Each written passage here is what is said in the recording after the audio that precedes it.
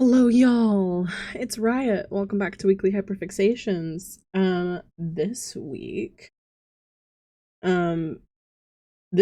some brain rot made it onto the pyramid. French in nature. Um, we'll get to that later, though. Um, first off, we'll get the more serious of our topics out of the way. Harvard declared that it is not going to comply with the current um president's um desires, I guess, by declaring that they're going to be keeping their diversity programming. So Harvard is winning. Also, shortly after that, on the same day, MIT decided to follow in their footsteps. So our Ivy League schools seem to be heading in the direction of they're going to be keeping their diversity programs even though they will lose government funding. And then also, they let a bunch of women go into space for some reason. They were like, ooh, women empowerment. Yes, those are all millionaires, though. It doesn't really empower anyone, actually. Also, there were a lot of terrible people on that, namely Katy Perry, who was really over dramatic about it and then also used it as tour promo. And one of the women on that space excursion was clearly like so over the other women who had been in there. There were a couple women in there who were much better than the other, like morally much better than the other women that were in there. So it was really weird. But yeah. Um oh yeah. Fun fact, Marvel Rivals Season 2 has been losing player base. People are genuinely uninstalling because the community has gotten so toxic that people are like, this game isn't worth playing anymore. Like, it's going real south real fast. And it was really easy to see that in like the opening days of the new season because first of all, it's a gooner game and they added a woman with thick thighs. God forbid a woman that has the same leg proportions as me be in a game, I guess. But there's I literally saw a video of like people in game lining up just to be throat slammed. No, thank you. um but also just people who are very, people who aren't willing to even try playing a different character, even though, like, we need a second tank or we need another healer. And granted, I'm not good at playing healer in particular either. I'm not good at playing strategist at all. Um, However, if there's a need, I'm at least going to try. And also, the people who are refusing to switch to second tank or switch to healer, um, they have way more time in the game and would be much better at it than I am. So then they complain when I do it, and I'm like, well, then you do it. Also, fun fact, I've only played 4 real matches. I exclusively play against bots because that's how bad the community is. And people still do it on matches that do not even matter in terms of rank, and you also can't gain any points towards like lording a character. Like, they're literally just for practice. Why are you sweating? This is literally practice. So that's fun. It sucks. I'll be so for real. Am I going to stop playing the game? No, I like it. I just basically can't play the first week or two of any new season because people will be sweating so hard that it's just not worth it. And I, again, do not play real matches unless I'm playing with people that I know, and I haven't even done that yet. So I think I've played 3 real matches. So that's fun. God. Coachella's been happening. It's been beautiful. We had the most beautiful Lady Gaga set I've ever seen footage of in a long time. And Hypen, Slade, Jenny, Slade, Megan Thee Stallion. Goddamn, girl. I could stare at her all day. She is like that. She is that bitch. Like, she is so cool to me. Is it because she's hot? Partially. And then, oh my god, I'm so jealous of people who got to see Marina at Coachella because she didn't just do her new songs. She also did performance as Electra Hart. And I'm like, hey, listen, I remember when that album came out, that shit was all over Tumblr. Like, that was a big moment, and no one in the crowd was fucking singing along. Disappointing, y'all. But then again, remember, it's all rich white people, so. God. The Minecraft movie has gotten completely out of control. It became trendy to functionally destroy the movie theater you were in,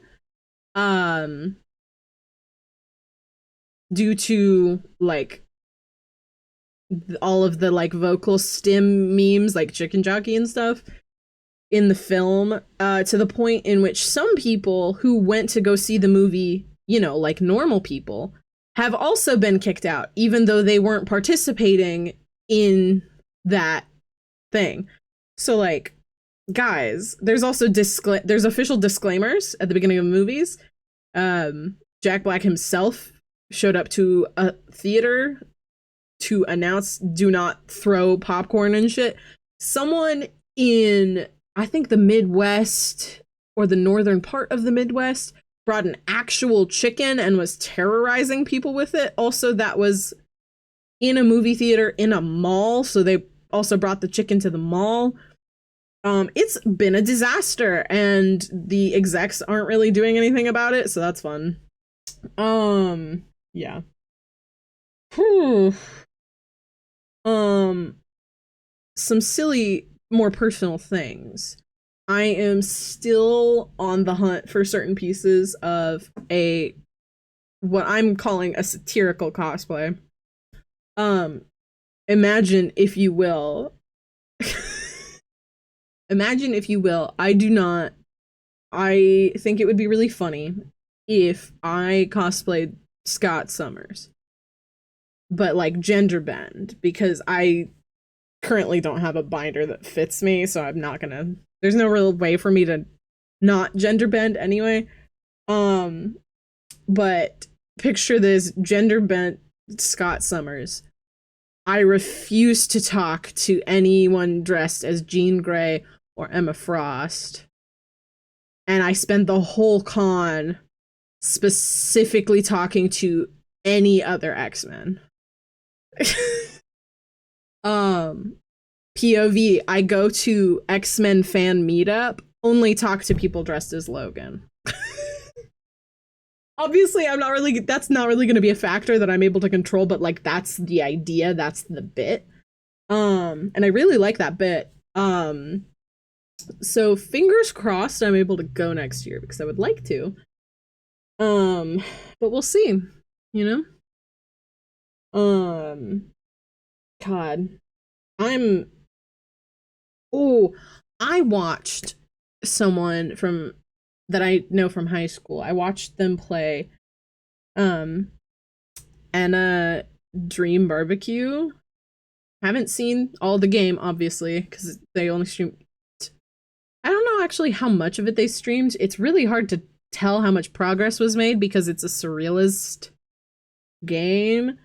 And the way they do this surrealism is just really good, and it's extremely memorable.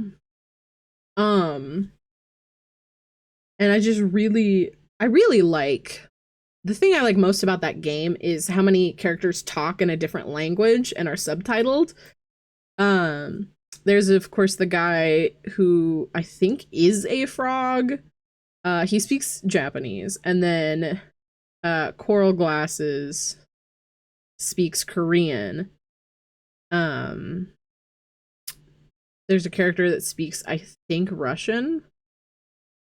There's a French receptionist, which is so weird to hear French in a game because I study French in my spare time, and the amount I understood was alarming considering there were a lot of words in there that I've definitely never intentionally learned, but that was one of the few times that they were talking to a character in game where I could look away from the screen because I didn't have to read the subtitles. It was a weird moment for me. And then I know Coral Glasses speaks Korean because I'm a big K-pop fan and I recognized a lot of the words that she was saying. I don't remember what they mean, but I know that I've heard them over and over and over again because they're common words. So that was cool. I really like that.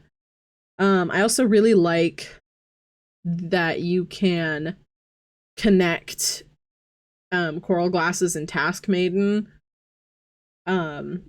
because Coral Glasses needs someone to task manage, to task master, the Task Maiden. So also all the designs are just really great.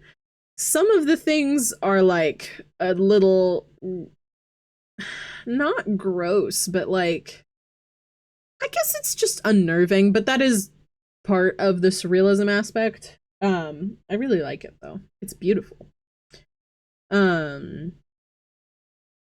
love games that have a high level of pixelation and a high level of like, the beginning of that game had like a big, like, I guess noise filter almost. It was really pretty. So, yeah, I really like ENA Dream Barbecue. And I did go and watch all of the ENA stuff afterwards. I like the game ENA more, but that's mostly the biases of like, that's the one I'm most familiar with because that's the one I saw first, that kind of thing.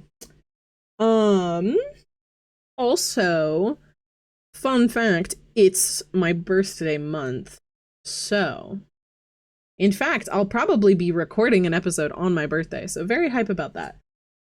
Because, well, my birthday's a Monday. I guess it'll be the day after my birthday. But with that, first of all, so I'm going to like an exhibition for like gemstones and rocks the Friday before my birthday. Then the next day is Saturday. We're having our first D&D session, which is also kind of a birthday party because all of my friends that I live close to, like all of my close friends that I live close to are gonna be there because that's who's in the group. Like I have friends in Seattle and friends, you know, in different parts of the country. They obviously can't make it anyway. Especially, well, I guess it's not really short notice, but like D&D is different than just hanging out with friends. So that's very exciting. And then I woke up this morning to a text that said, "Hey, our first meeting for When the Lights Were Out production is on Sunday the 27th, 1 p.m. So now I went from having one thing that weekend, then I had two things, and now every single day of that weekend is booked, and then my birthday's on Monday. Listen, April slaps so far in terms of personal life, not in terms of the grand scheme of things, obviously, But we're out here living and we're living good. You know what I mean? The final thing I have in my notes is this little meme, this French brain rot, if you will, about a little fish named Steve.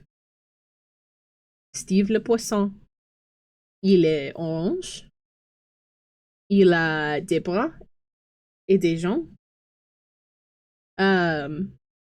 And if you are unfamiliar with, if you're familiar with the meme but not familiar with what's going on, literally translates to Steve the fish. He's orange. He has arms and legs. That's it. But it's been stuck in my head for the whole week and will be stuck in my head for a long time because it is also a vocal stem, especially the little very good. Very good time. He's also on the pyramid because, well, he is on the pyramid. First of all, he is on the pyramid this week.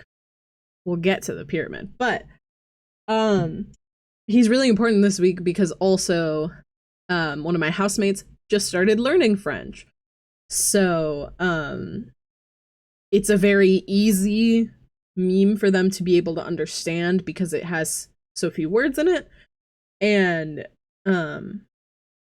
also exposing them to memes in another language, I do feel has been very important for me. I showed them another one today that was very brain rot coded and was like insane and was really like almost like a YTP level of confusing and funny. So the power of memes, y'all. Okay. We are moving on to the pyramid. The pyramid this week, our bottom row is fictional, and our top rows are real people. We've got a quite a balanced pyramid this week. So, first up on the pyramid, we do have ENA, specifically Dream Barbecue ENA. Mainly because A, really good design. B, having the two separate voices is really cool, and I really like that contrast. Also, the face looking more 2D, whereas the body parts are more 3D and like low poly. Are all really, that's all really cool design wise. And also there's the general vibe that no one likes the ENAs. Like any version of ENA, pretty much everyone doesn't like, won't give things to, stuff like that. Which is really, really interesting to me.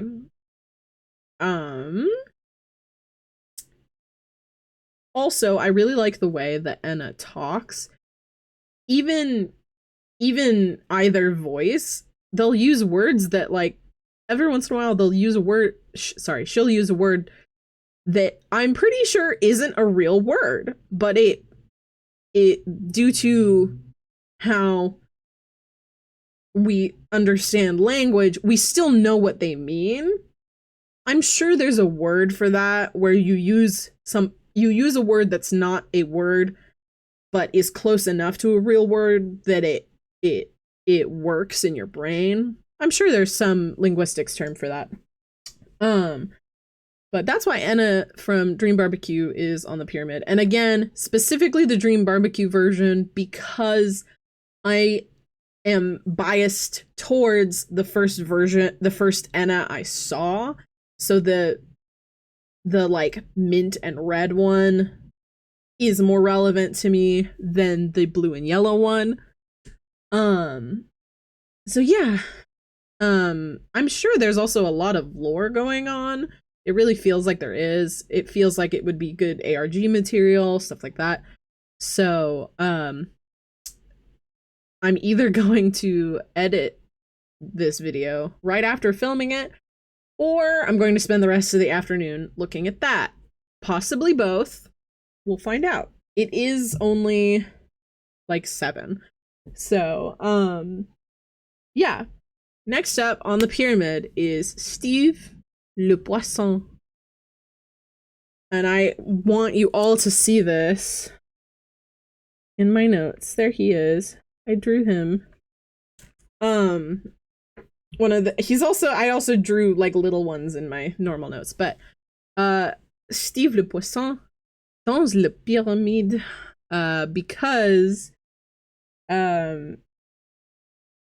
it's a perfect meme, I think. It's inoffensive, it's cute, it's catchy, and it's easy to like even if you don't understand that language. Only 2 people in my household are really familiar with French. One is sort of familiar with French, but everyone in the house understands it and gets why it's a good meme and vocal stems and all that. So that's why Steve Le Poisson dans la pyramide. Jump scare to anyone who didn't know that I can speak French. It is one thing I'm good at. I'm very good at it. Well, that's not true. I'm very good at pronouncing it. I'm not a super high level of French speaking, but I can like handle a conversation. Yeah, so that's why Steve Le Poisson dans la pyramide. Next up on the pyramid is another character from ENA Dream Barbecue, and it is Coral Glasses. I do not know if that's like what the character's name is. That's just what people online refer to them as. But they're the mostly black and white character, except for the coral coming out of one side of their face. They are very stressed. They work a lot. They can print things from the part in their hair. And she speaks Korean. I just really like the character design.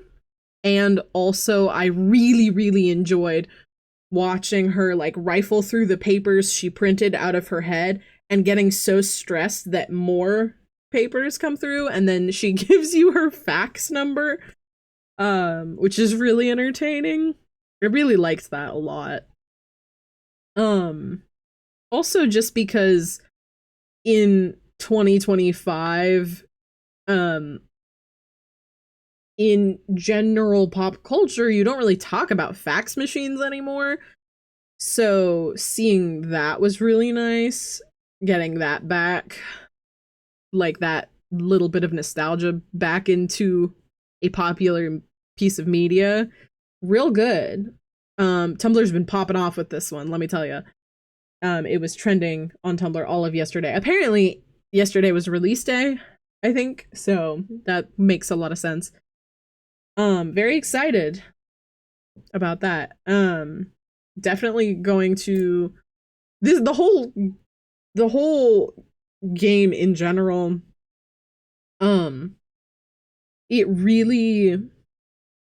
It hits a lot of nostalgia points for me without necessarily having to say anything. And I don't know why. It's I don't know. I mean, it is a surrealist style, but I don't know why that is hitting nostalgia for me. I mean, I guess maybe it's because I'm very, very early 2000s. Literally the first year into the 2000s. Well, second, I guess, 2001. But, yeah, Coral Glasses is on the pyramid because, out of all the NPCs in what I've seen so far of Dream Barbecue, they are my favorite. I did almost put the Suspicious Man on the pyramid because I love how weird he is And I know I can tell that's the whole point, but Suspicious Man is also really cool. He did not make the pyramid. Coral Glasses did. Next up on the pyramid is Maria Diamandis. Otherwise known as Marina, formerly known as Marina and the Diamonds. The whole Coachella performance just slays so hard. Also, the song Contissimo, very banger, very good, very excited. I'm very glad that we're getting a summer vibe going in terms of new music. Recently, we're really getting into that summer vibe, and I always love when that happens. Also, Marina's outfit for her performance is one of the cutest outfits I've seen. Lady Gaga's outfits were more art, to me. But in terms of just a regular outfit, really think Marina's hit real hard. Also, again, Electra Heart performance. I am jealous. Send tweet. Next up on the pyramid is, of course, Megan Thee Stallion. She's up here because she brought out, what was it? She brought out Queen Latifah. She brought out, what is her name? I can't remember her name all of a sudden. Megan Thee Stallion brought a bunch of people out on stage with her, and whew, real hot girl shit. That's the whole tweet there. I really liked all of the set pieces she had. She had a lot of set pieces that I just like. I didn't really expect her to have any set pieces, but she did, which is really cool. I didn't expect it to have set pieces. Like, when you look at the difference between Marina's performance, Megan Thee Stallion's performance, and Lady Gaga's performance, Marina didn't really have any set pieces. Megan had a couple, and then Lady Gaga had a bunch. So it's a kind of a spectrum of like what you have on stage with you, I guess, in terms of set. But I thought it was interesting because I didn't expect Megan Thee Stallion to have any set pieces, but she did. Also, that woman is so beautiful. Not much else I can say there. She's so pretty. I'm zoning out because I'm just thinking about her performance. Also really liked the bright red hair. That was a good move. Our top 3 of the pyramid are all so different. I'm realizing. Well, 2 of them aren't too far removed from each other in terms of style, but Megan Thee Stallion's on the pyramid for her Coachella performance. And number 1 on the pyramid, and she's been number 1 on the pyramid multiple times, is of course Lady Gaga. Lady Gaga's whole performance was beautiful. Also, hearing the opening for, hold on. Guys, I lost the plot. I don't remember what I was supposed to be looking up. Whatever I said right before I came back just now, don't remember. I think what I was looking up was which song the crowd was singing along to, but I got so distracted by Lady Gaga's transition from Abracadabra into Judas, and that just took over my brain. So regardless of what the fuck I was saying before, Lady Gaga is on the pyramid. She's at the top of the pyramid, as she should be.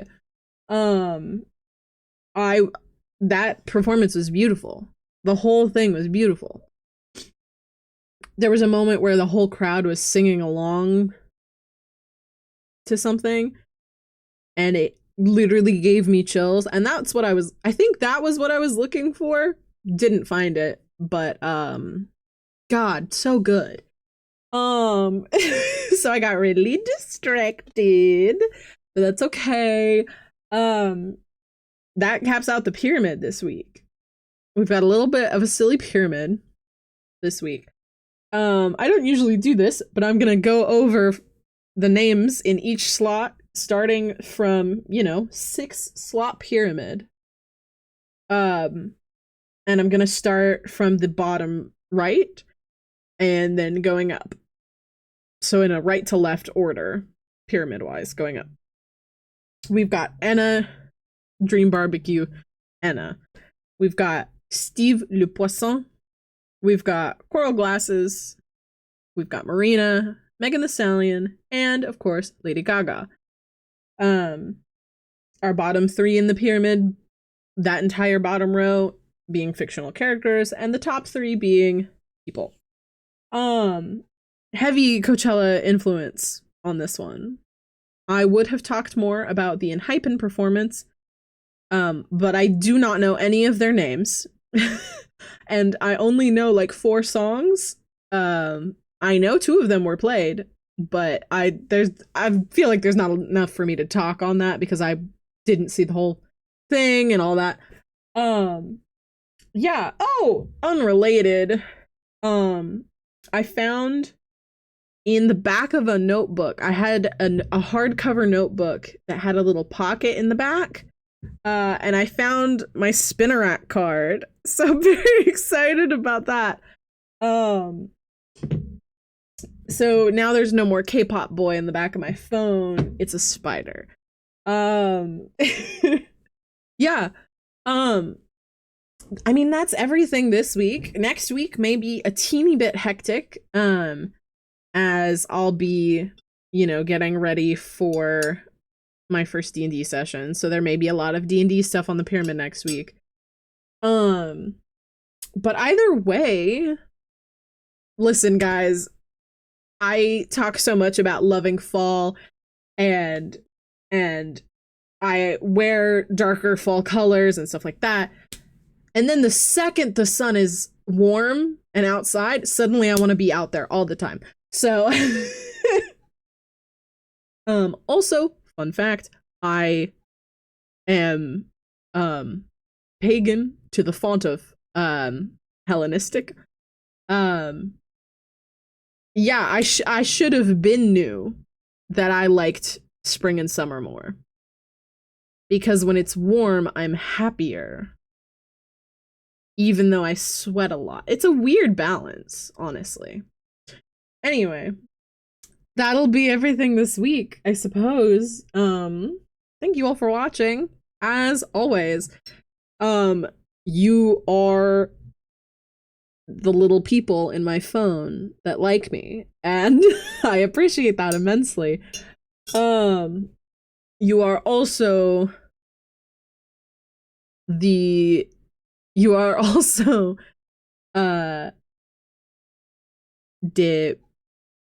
bras et des jambes to my poisson Steve. I'll see y'all next week, same time, same place, as always. And I appreciate your viewership. So I'll see y'all next week. Have a good one, y'all. Bye.